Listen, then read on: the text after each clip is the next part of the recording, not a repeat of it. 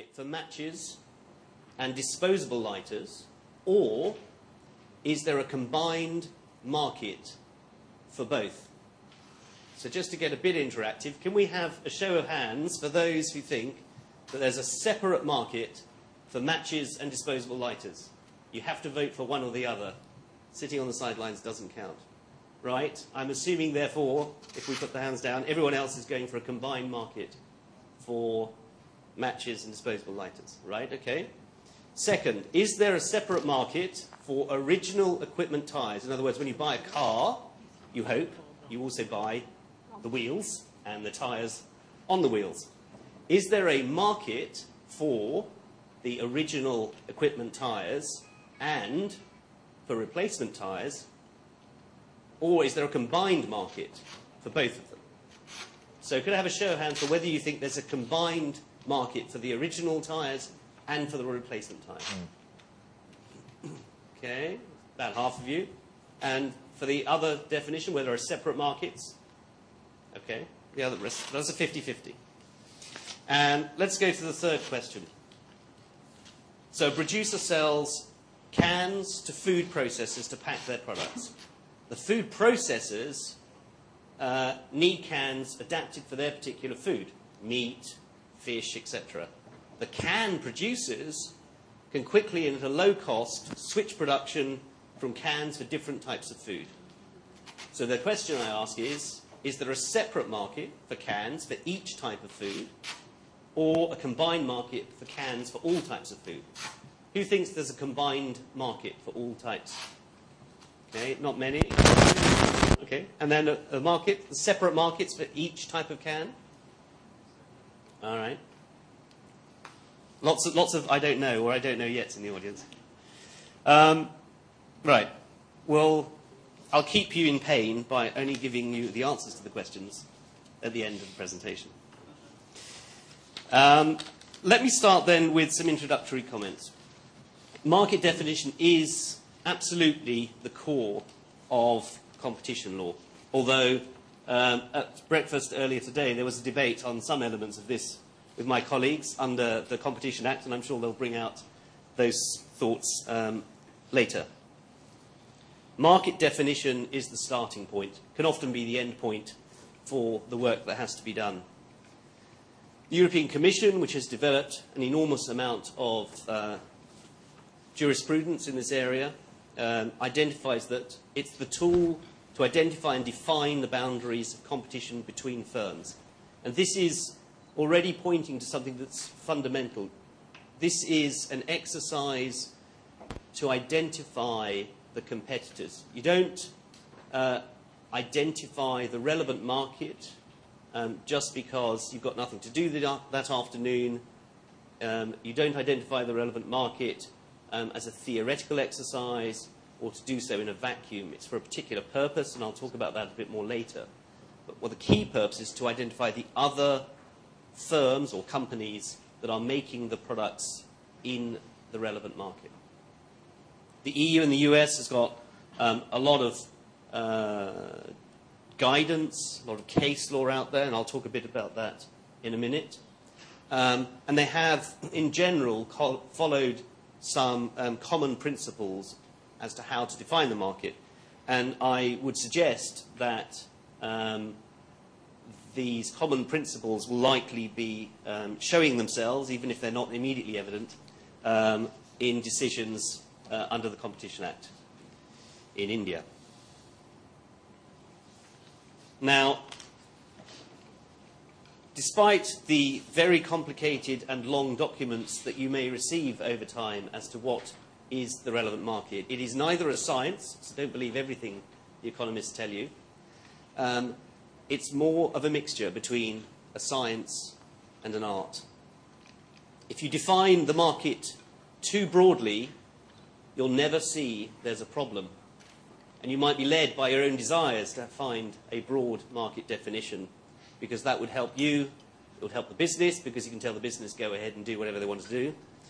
And that may be an issue. I remember doing a joint venture 8 years ago between GE Plastics, division GE, and Bayer, well-known German chemicals corporation.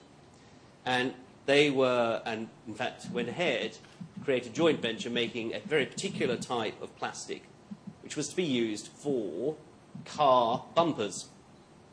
All right? So all modern cars, the bumpers are largely made of plastic or some composite material, and the days when they were made of metal are disappearing fast. And as we went through the environment of materials that could be used for car bumpers, including obviously metal, we started to go into what I would say was the defining too broadly the market, as the client strongly suggested that wood is also used for car bumpers. And he referred to his father's very old 1940s Cadillac, which actually had wooden car bumpers. I pointed out to him that that was probably not going to pass modern safety standards, and that proposing to the European Commission that wood was substitutable as a car bumper for a very sophisticated plastic wasn't going to fly. So you do have to be wary of going too broadly. You also have to be wary about defining the market too narrowly, because then you will see problems everywhere. You'll find that the business unit for which you're considering their agreement or their merger, it has a very high market share, and that might suggest to you that there's a problem and therefore perhaps they can't do what they want to do. That will be frustrating for them, and that would not be probably the right decision. Boats is an example I had in Norway 4.5 years ago, which turned out to be an interesting lesson in how authorities are capable of surprising. This was a client who made engines for powerboats. And the powerboat ranges from the small 2-metre boat to the very large and luxurious 30, 40-metre boats, which you see and never seem to get on.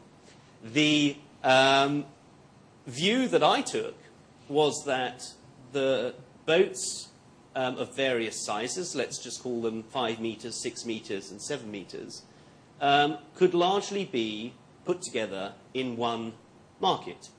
I recognise that the boat at 30 metres probably was not in the same market as the boat at 5 metres for all sorts of reasons, but the boat for 6 metres probably was in the market for the boat at 5 metres.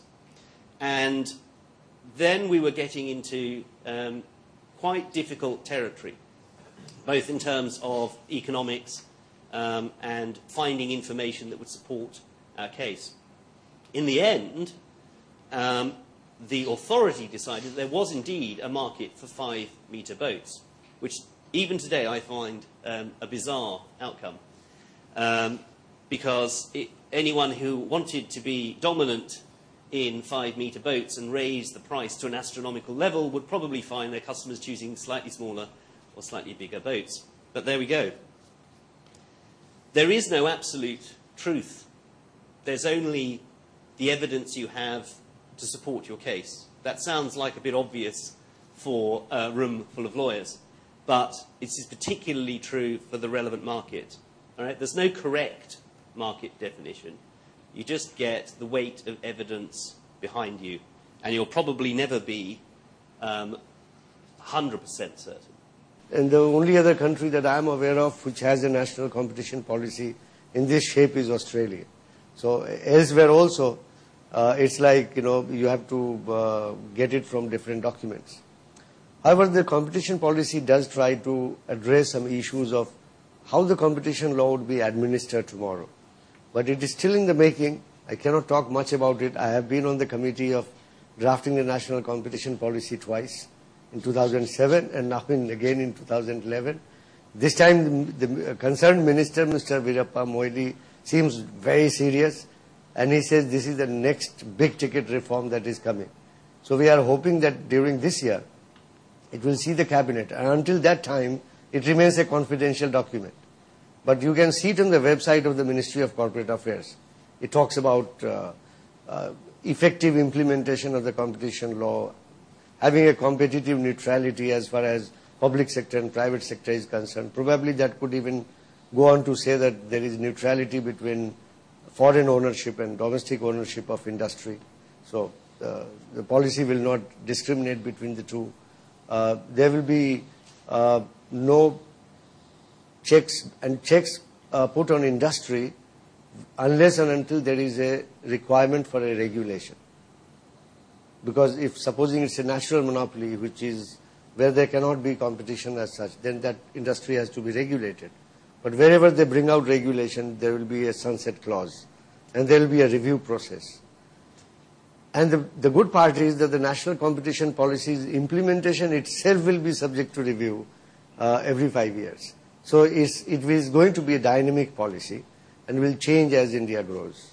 That's interesting. So not only is the market changing, but the policy will change, hopefully with the market, but to be seen.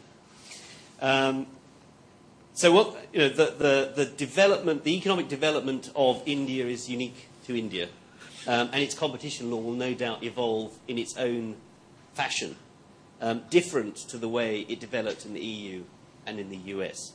And I wanted to raise that point because I'm sure that there will be quite a lot of use of EU decisions in general, because the decisions in the EU are available, whereas the US decisions as such are only become available if litigation occurs and then you have court cases.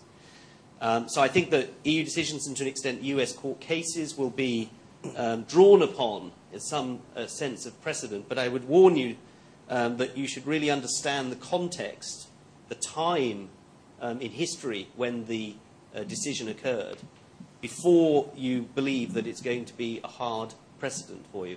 So let me give you an example. I do quite a lot of work in the last 5 years in relation to the cinema industry in the UK. And in the cinema exhibition, so the cinema theatres, to use the American expression, the market is defined as that area 20 minutes drive from the cinema. All right? So there's some special software that we use to map out a drive time analysis, the point of which is the cinema. And so it's not a circle around the cinema, because obviously the road network is varied and it looks a bit of a squiggle. It is also a market defined as cinemas with 5 screens or more, referred to as multiplexes, and then there are what's referred to as the traditional cinemas, so they have less than 5 screens. They've traditionally been built before 1984. Now, I suspect that, as a definition, wouldn't work in India for all sorts of reasons.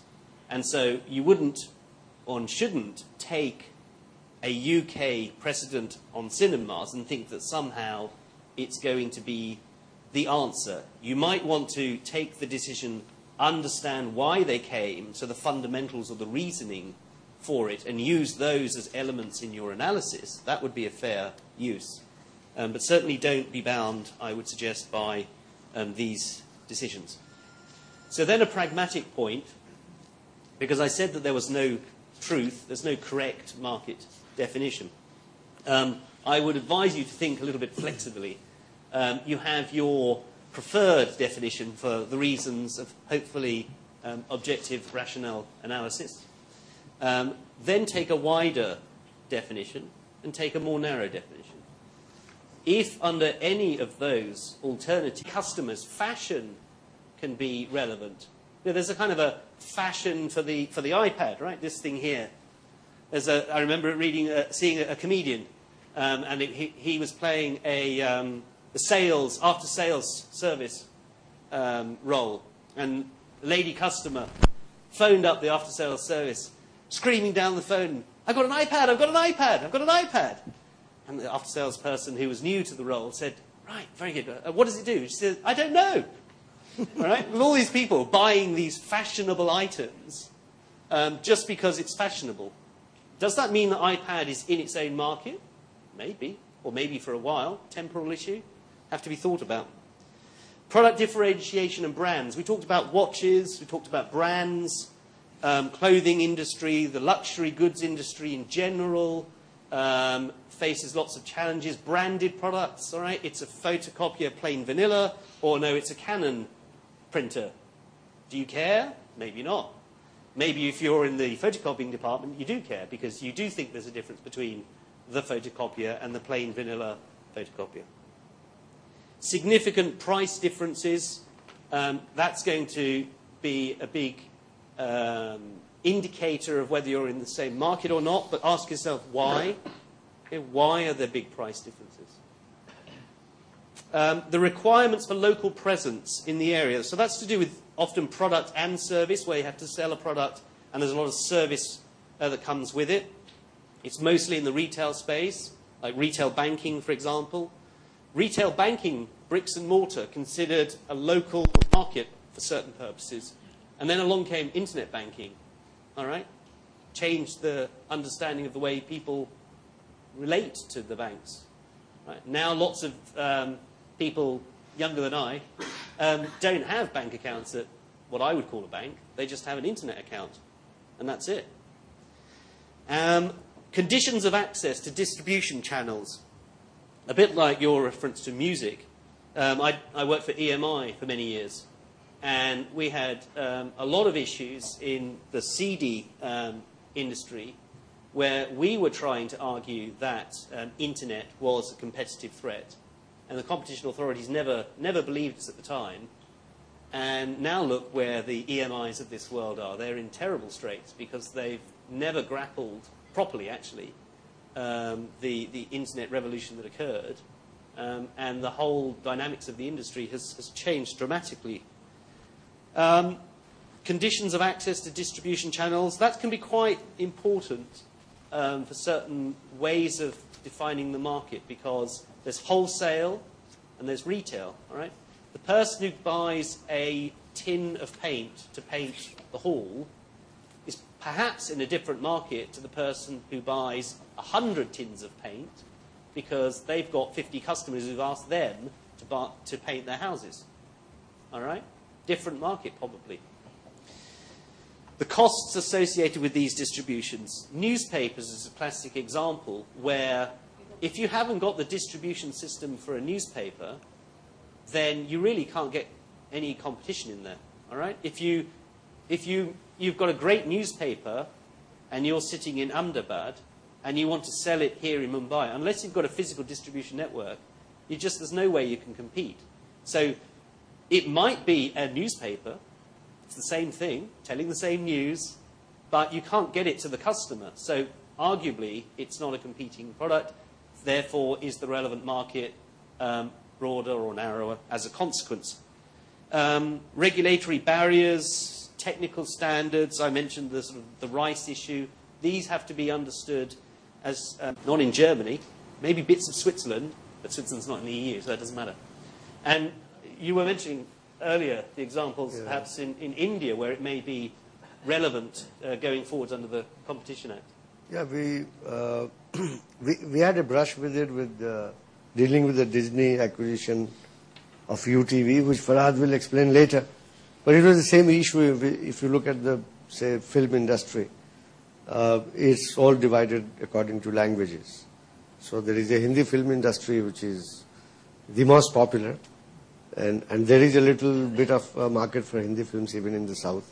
But a Tamil or Telugu or a Malayalam film has very limited market up in the north or even in central India.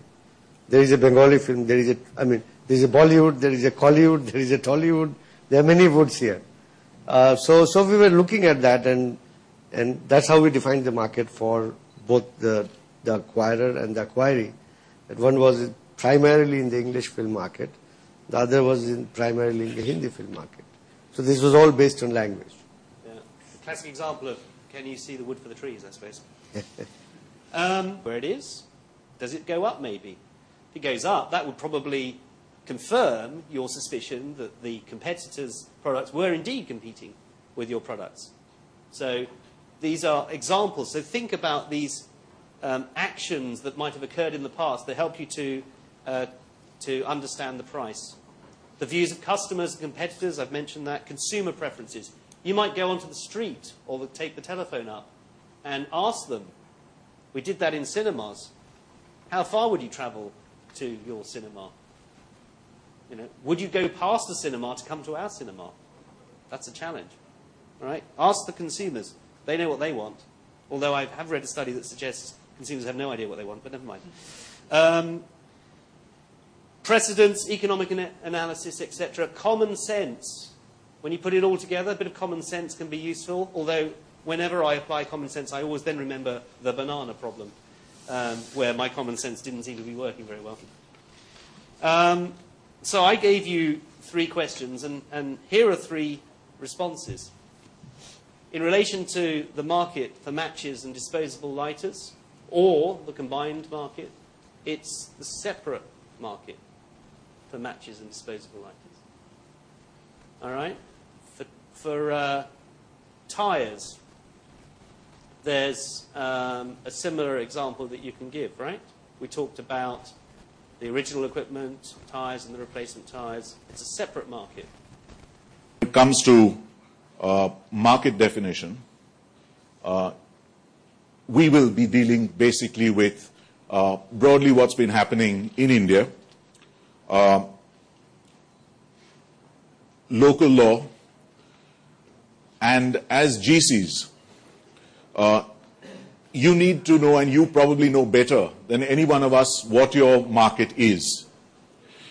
But I think that the answer that I gave to Kiran's question, what is a watch, is the danger, because we're all lawyers here. And the simple answer that any sane person would give to what is a watch is that it tells you the time. Whereas I found that what I was saying was, no, I can't give you a definition of what is a watch. A, B, C, D, E, F, G, and then I came to what it in general means. And that's the way we lawyers tend to think. But in this case, it's particularly apposite because we have to think that way. And it's important from your point of view to know what the market is in general, as well as think about some of these concepts that we're putting before you. Because if you don't, you won't be able to make the base judgment of a situation that arises in your work and decide whether you need to look at it more closely, you need to bring in external counsel. So it's a little important from your point of view. What we will do is, Amitabh will now start out on how we've been developing in India, what are Indian specific factors, etc., are which you consider for various aspects of analysis. I'll do the brief bit on mergers and acquisitions, and then Amitabh will do the agreements and the dominance. So Amitabh will take over.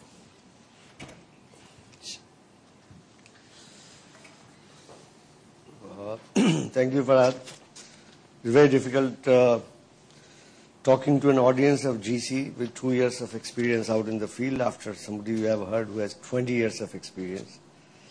But being a part of the nascent competition authority has its own fun because we were developing from scratch.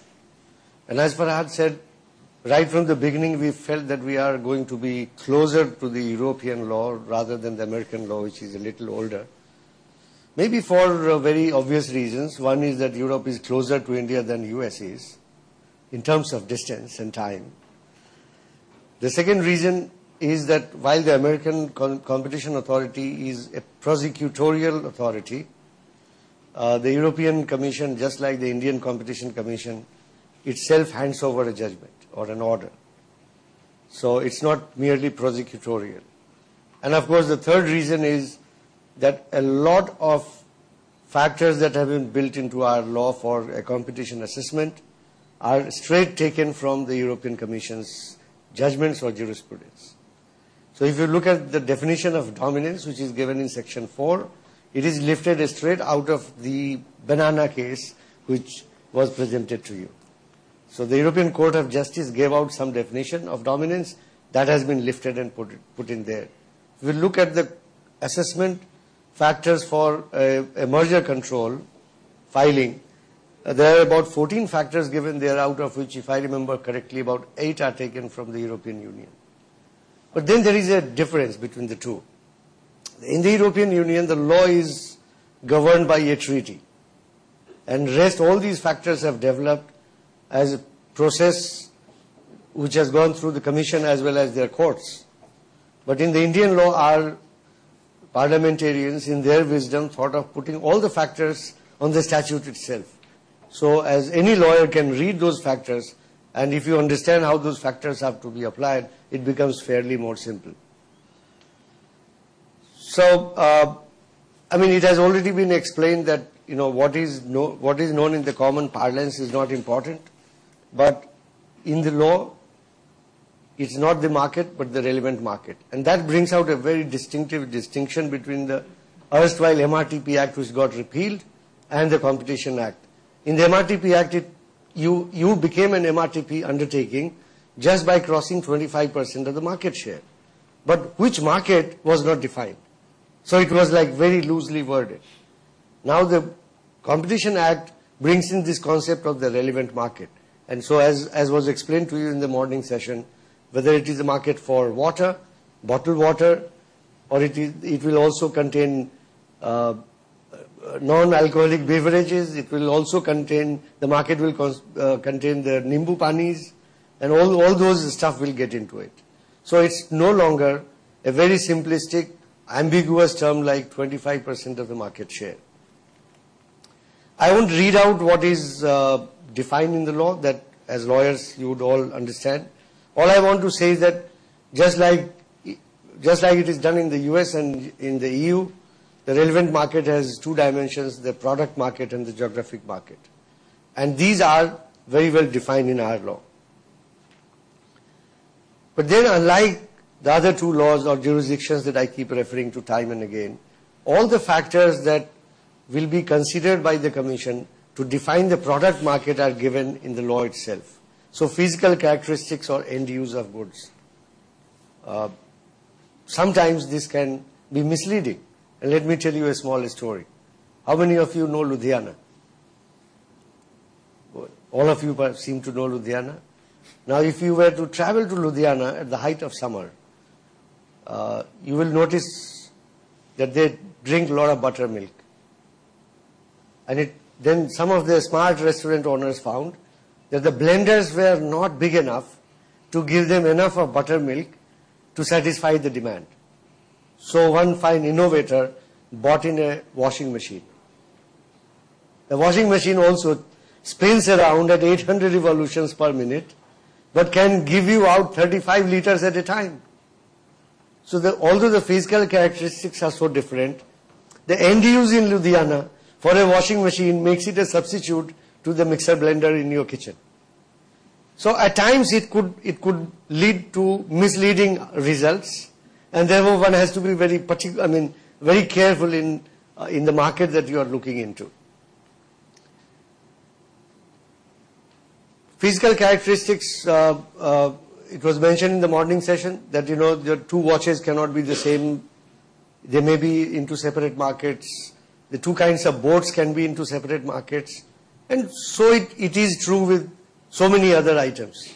A car is a car, it is a four-wheeler means of transportation, but it can cost you as little as 1.25 lakhs. It can go up as much as 16 crores, I believe, for an Aston Martin being sold in Delhi these days. So they are definitely not in the same market. So price of goods or services does make a difference to the substitutability aspect. Because after all, the product market consists of products which are substitutes. The substitutability has to be more often defined by the consumers who put a demand, place a demand, and of course supply side substitution also gets in at times. So if there is a consumer preference for a particular kind of a product, like the ham from Parma or the dosa from Chennai, then probably that may constitute a separate market by itself. Exclusion of in-house production, we were really, going mad about what this really factor meant for almost 2-3 years when the law was introduced. And it to me it looks like that if there is an in-house production, you have to exclude it for the purposes of defining the market because it does not reach the market directly. But at the same time, it also gives you a broad hint at a possibility of substitution. Because at some price, you may feel that it is no longer necessary to put it as an intermediate product in your own production line, but it will fetch a higher margin out in the market, and therefore probably that intermediate good itself you could be selling out. So probably there is a hint of a supply side substitution here. Existence of specialized producers and classification of industrial products. There is you must be aware of the national industrial classification which goes I think up to 5 digits. So it gives you very broad idea of an agricultural machinery product into a harvester combined into a plow, into a tractor and things like that. So how close they are. If they all fall under the same category, the Commission tends to take them as possible substitutes. We have used it in our market definitions, and I'll come to the specific cases. We'll once again visit these factors. So as I said, there is no express mention of supply side substitution in the Competition Act. It doesn't mean that it is not there. As I just explained, there is a broad reference to it. And it specifically finds mention in the factors required for a merger analysis. The potential of imports and the possibility of a substitution by an existing producer. But so far, there has not been a case where these have been used, except in the Disney's case where the demand side substitution was not able to define one of the alternative relevant markets very well. And so we argued that, since this test fails, let's go to the supply side substitution. And the Commission agreed with us. The relevant geographic market, just like the EU, the factors are here and they almost mean the same. And by the way, I must inform you that time and again in our pleadings and merger filings before the Commission, we have relied heavily on the European case laws and also on the American case laws. They have not said no to these, and they, in fact, in a lot of the orders that you will find on their website, the Commission itself has put down cases from the European Union and US. They take it as one having a persuasive value and not binding, which is of course true because that's what the Supreme Court has said in many cases, that foreign judgments have